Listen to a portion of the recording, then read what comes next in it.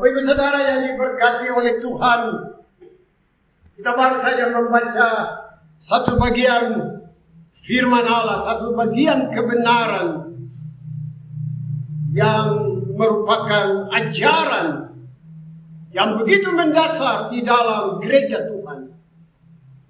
Ajaran yang begitu penting oleh karena bicara tentang kebangkitan. Paulus harus menulis dengan panjang.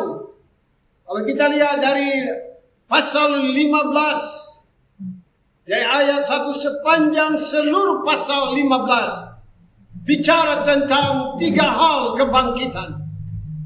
Kebangkitan Kristus, kebangkitan kita, dan kebangkitan tubuh. Ya. Mengapa begitu penting? Ya memang karena orang-orang di Korintus, ya mereka penuh dengan pertanyaan-pertanyaan. Bagaimana dengan orang-orang yang mati di dalam Tuhan? Bapak Ibu Saudara kekasih Tuhan, ulang dan nanti baca pasal 15. Ada 3 topik penjelasan yang begitu dalam. Coba kita buka sebelum yang kita baca hari ini. Dari pasal 15 yang sama. Kita lihat di dalam ayat 14. Coba kita baca sama-sama ayat 14 dari pasal 15. 3. Tetapi andai kata Kristus tidak dibangkitkan, maka sia-sialah pemberitaan kami dan sia-sialah juga kepercayaan kamu. Ya.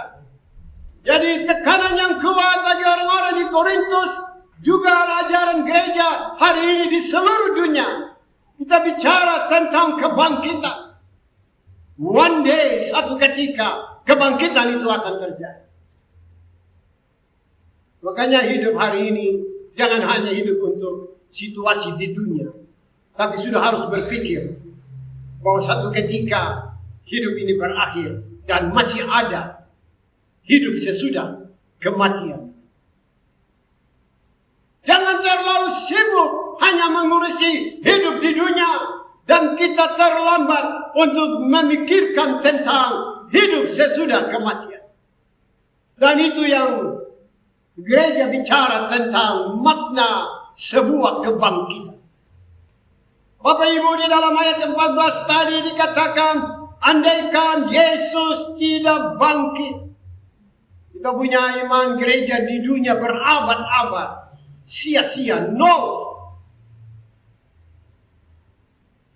Kita bisa melihat ayat 20. Kembali kita lihat ayat 20, pasal yang sama. Baca sama-sama 3. Tetapi yang benar ialah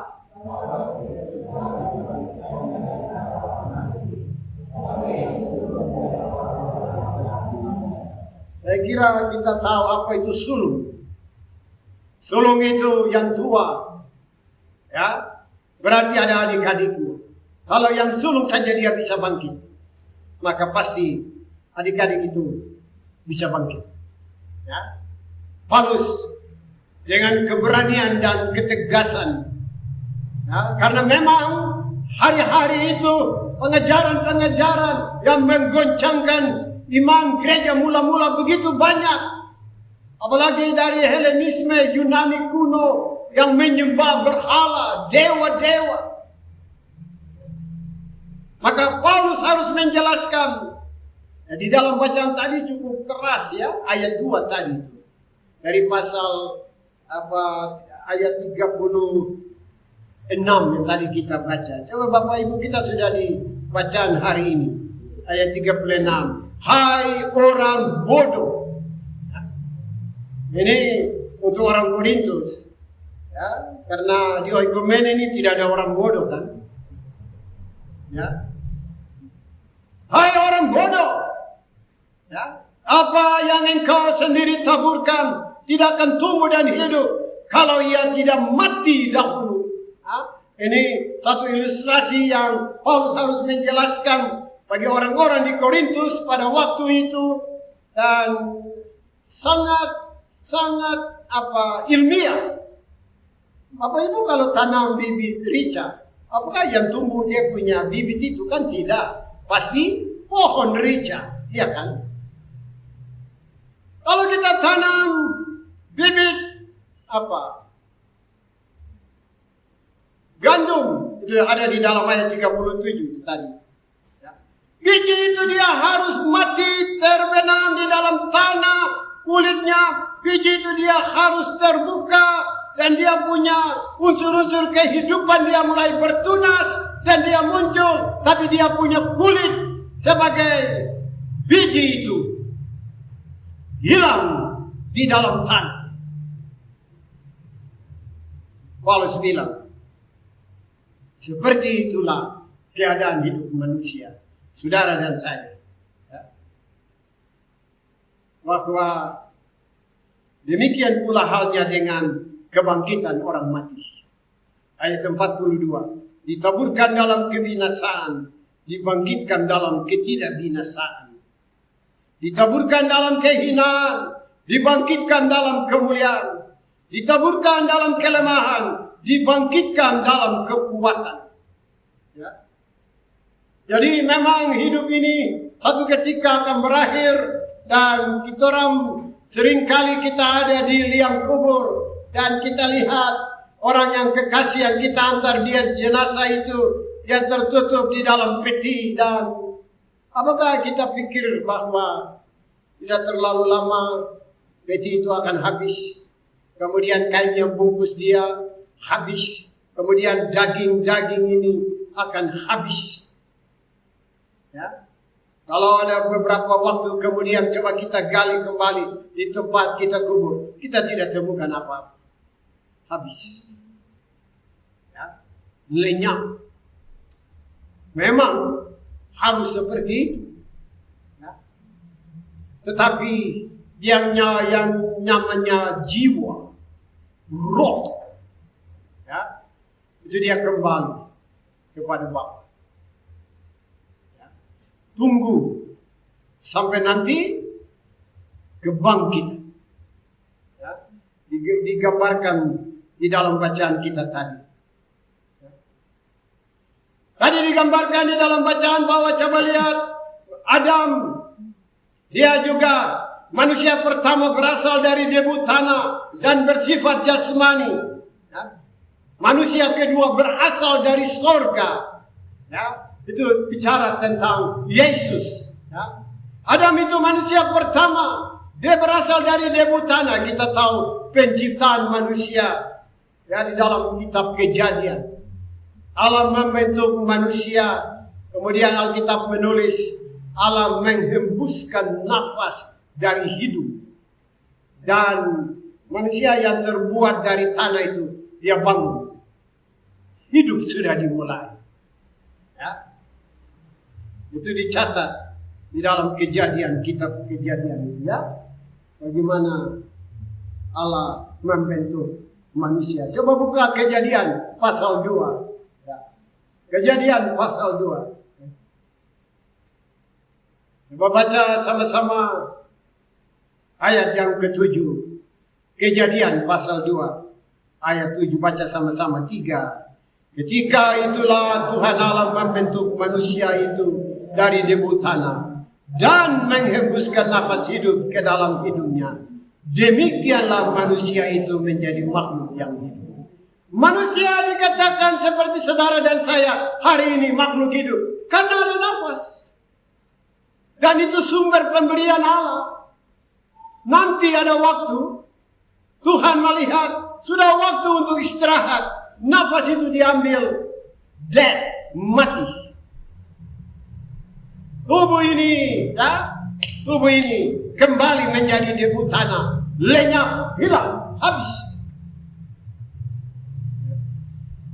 Ini teologi kekristenan yang sangat kuat.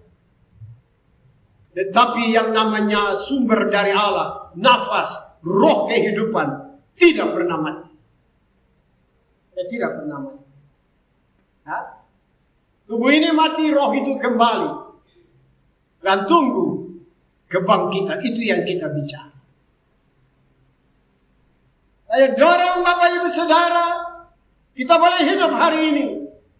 Berjuang, jatuh bangun, mencari, berusaha, apapun yang kita lakukan.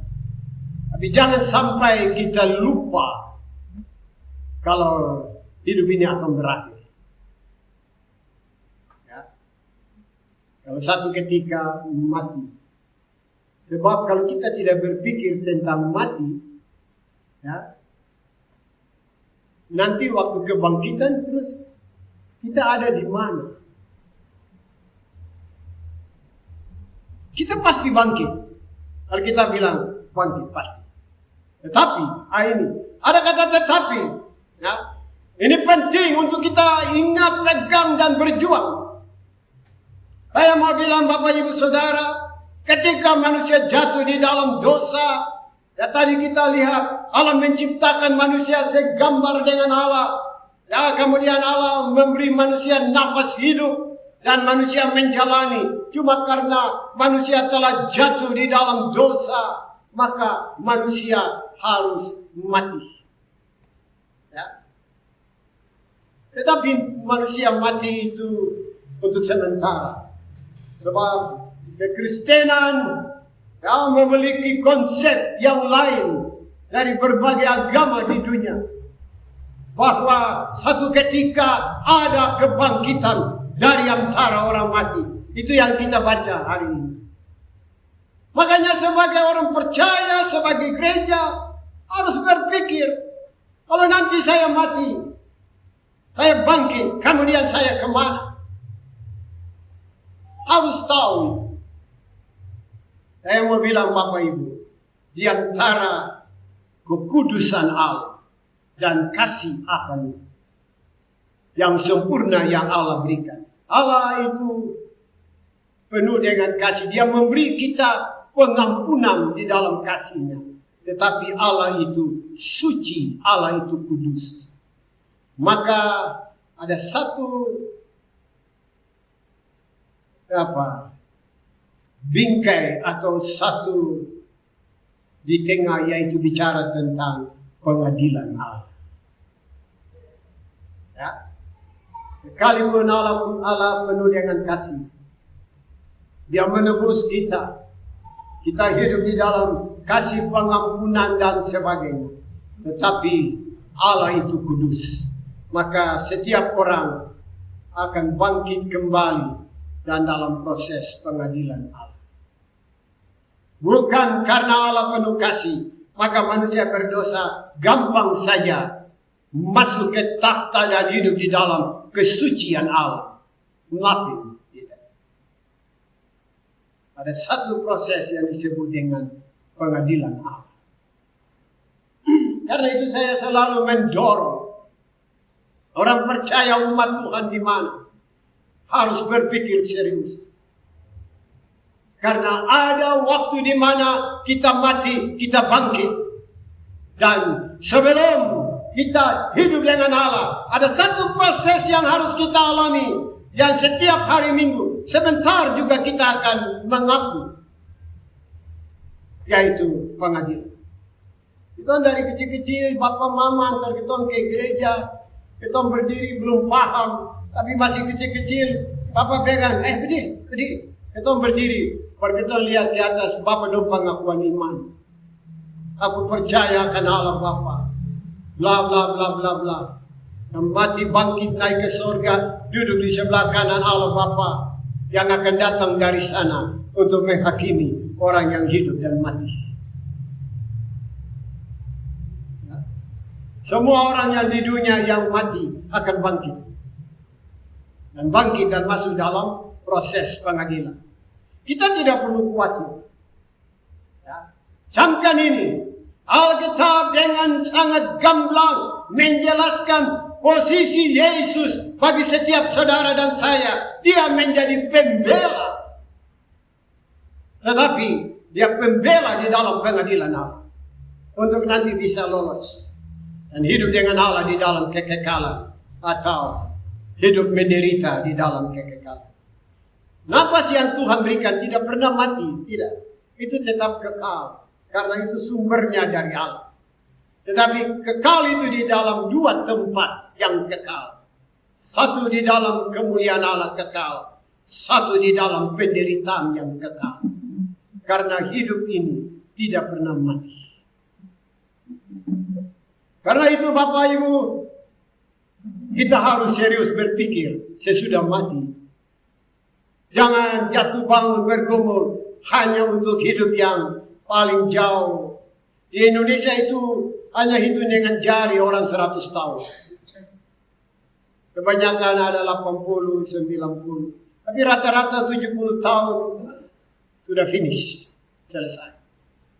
Kemarin satu anak muda, kemarin saja, baru saja mati. Hanya baru 30. Mungkin hari ini kita akan dengar. Kita nonton di televisi, di mana-mana di dunia manusia mati dan mati dan mati. Saudara dan saya juga akan mati. Tapi apakah kita berpikir sesudah mati itu? Waktu kita berhadapan di dalam pengadilan Allah, kita bisa menjawab.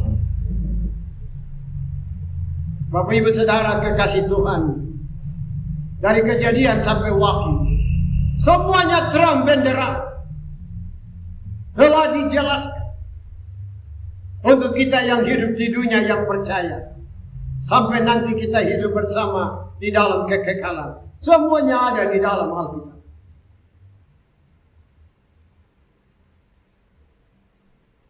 Mengapa ada pengadilan Allah? Karena Allah itu kudus. Walaupun dia penuh dengan kasih. Karena kasih itulah kita yang seharusnya mati dihukum. Ternyata dia bisa tebus kita. Tetapi dia tetap suci, kudus, tak terhampiri. Itulah sebabnya perlu sebuah proses pengadilan. Coba kita buka Daniel pasal 12. Mari buka Daniel pasal 12. Daniel pasal 12.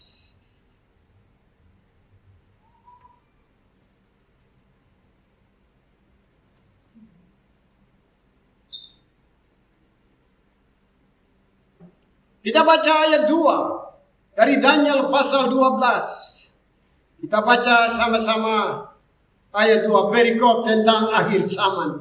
Baca ayat 2 sama-sama 3. Dan banyak dari antara orang-orang yang telah tidur di dalam debu tanah, sebagian untuk mendapat hidup yang kekal, sebagian untuk mengalami kehinaan dan kengerian yang kekal. Mari pulang dari persekutuan ini serius untuk berpikir tentang sesuatu sesudah mati. Jangan acuh tak acuh. Supaya kalau toh kita mati di dalam kebenaran, di dalam iman percaya. Maka pada waktu kebangkitan itu muncul, proses pengadilan akan terjadi. Kita lolos. Ya, karena ada pembela, kita bilang pembela. Bapak Ibu kalau ikut pengadilan di dunia, hakim ada, jaksa penuntut, ya, tapi ada pembela. Hakim itu Allah sendiri, Bapa. Tapi Yesus pembela. Sepanjang kita hidup di dalam kebenaran, takut akan Allah, saling mengasihi, mengampuni orang, tidak ada kebencian, tidak ada hal-hal yang membuat iman percaya itu tidak menjadi kesaksian yang baik. Tapi semua hanya karena kasih karunia kita menyadari pembela itu dia akan berdiri pada waktu pengadilan Allah dan dia bilang sama hakim yang paling adil di alam semesta, dia bilang, Bapa, ini orang yang saya tebus, dia hidup dengan saya di dalam kekekalan. Pembela itu Yesus. Ya. Indah ya hidup ini. Kita sudah bisa lihat jauh. Bahkan sesudah hidup ini berakhir, kekristenan mampu mengajarkan untuk kita lihat jauh. Karena itu kalau hari ini kita masih hidup, kita harus berpikir tentang itu. Kita tidak tahu sebentar keluar. Tidak ada di antara saudara dan saya yang bisa mengklaim kita akan hidup berapa waktu lagi. Tidak ada. Tidak ada. Karena itu setiap hari, setiap jam, detik, menit, itulah kehidupan yang Allah izinkan. Selalu dipelihara di dalam kasih karunia Tuhan. Selalu mengucap syukur. Begitu bangun pagi berlutut, thank you Jesus. Terima kasih Tuhan. Saya akan berjalan hari ini. Masih misteri perjalanan hidup. Tetapi saya mau persembahkan hidup ini di dalam tangan-Mu. Tuntunlah hamba-Mu. Kita berjalan, kerja, berusaha, lakukan aktivitas. Tetapi pagi-pagi kita sudah menyerahkan hidup di dalam tangan Tuhan. Pembela itu dia akan kirim malaikat. Mengawal saudara dan saya. Setiap Bapak Ibu Saudara ada malaikat yang mengawal. Luar biasa ya. Ajaran kekristenan. Ya. Ada malaikat yang mengawal. Kadang-kadang mungkin malaikat dia berdiri baru dia bilang, putra sadar saya ada jaga kau, tapi kau masa bodoh dengan beda. Kau buat hal-hal yang tidak berkenan di hadapan Bapa. Jangan jadi orang yang menyakiti hati Tuhan. Tinggalkan hidup yang kurang berkenan di hadapan Bapa. Sebab kalau baca di dalam Ibrani yang namanya atau juga di dalam Wahyu yang namanya neraka mengerikan. Ya. Tadi kita baca di dalam Daniel pasal 2. Ya. Banyak dari antara orang-orang yang telah tidur di dalam debu tanah akan bangun. Sebagian untuk mendapat hidup yang kekal. Sebagian untuk mengalami kehinaan dan kengerian yang kekal. Itu bicara tentang kebangkitan dan proses pengadilan. Bapak Ibu Saudara kekasih Tuhan, firman ini bukan hanya untuk menakut-nakuti, tetapi firman ini untuk menjadikan kita, Tuhan terima kasih. Saya tahu kebenaran hidup ini. Tolong saya, jaga saya. Saya tidak rindu menyakiti hati Bapa. Sementara di dunia ini saya hidup dengan kebaikan Tuhan. Tapi saya akan jauh lebih indah hidup dengan Bapa pada waktunya bersama Allah di dalam kekekalan. Indah. Nanti baru kita naik kemarin baru kita baku cek. Ini KSP ini dong lengkap ke tidak? BKB ada ke tidak? BW ada ke tidak? Dari rayon Oikumene. Makanya mulai hari ini baku kasih ingat, baku jaga. Bisa ke tidak? Bisa, harus. Ya. Begitu ada yang kasar kah, ya, atau magika, atau mabuka, atau bersinah ke apa, tempo. Selesaikan, tolong dia, bantu dia, minta ampun, berlutut, berdoa, supaya Tuhan pulihkan. Dan sebelum mati itu, kau selamat. Baku jaga. Itu yang Tuhan mau. Begitu nanti datang itu absen kemari, Oikumene lengkap. Wow. Nanti kita bikin paduan besar, paduan suara besar di atas. Amin. Indah. Coba kasih senyum kiri kanan, coba lihat kiri kanan, coba. Indah. Kamu macam pikir dunia susah sekali. Bapak Ibu Saudara kekasih Tuhan. Waktu belum ada kedatangan Tuhan, tetapi sudah meninggal. Tubuh ini dia tinggal di tanah, di dalam peti, tetapi roh itu dia kembali milik Bapa. Waktu sangkakala Allah bunyi, mereka bangkit, ya, di dalam tubuh kebangkitan dan mulai proses pengadilan. Ya. Coba buka Pengkhotbah supaya saudara tahu kebenaran. Pengkhotbah 12. Coba ada di dekat-dekat itu Mazmur, ya, Amsal, kemudian Pengkhotbah. Supaya kita tahu itu ya. bagaimana penciptaan itu dan kehidupan itu, bagaimana berakhir dan semuanya. Coba Pengkhotbah 12 dan coba kita lihat ayat 7.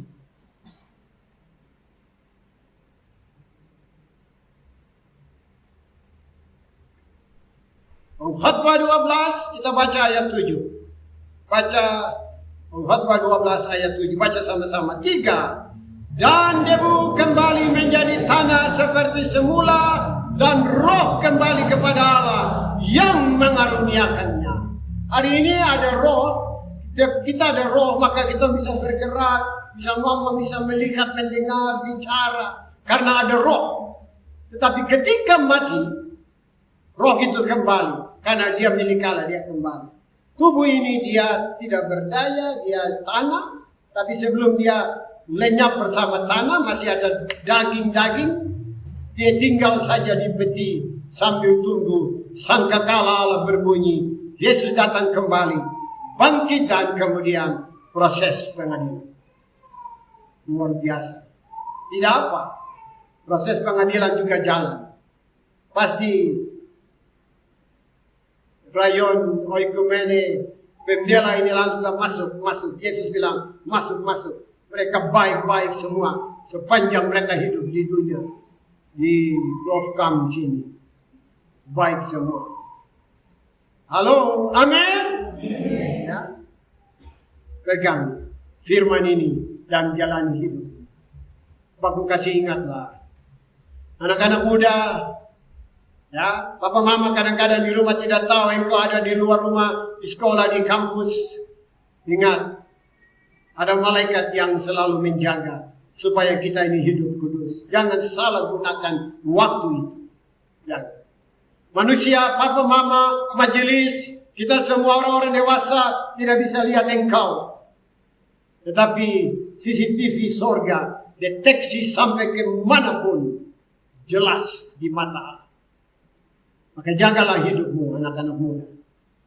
Tuhan ingin supaya Anda dewasa, berkeluarga, turun-temurun, dan menjadi kebanggaan Allah. Dan toh kalau berakhir di dunia, nanti juga akan indah di kekekalan bersama dengan Allah. Semua terang benderang. Indah ya hidup ini. Amin. Amin.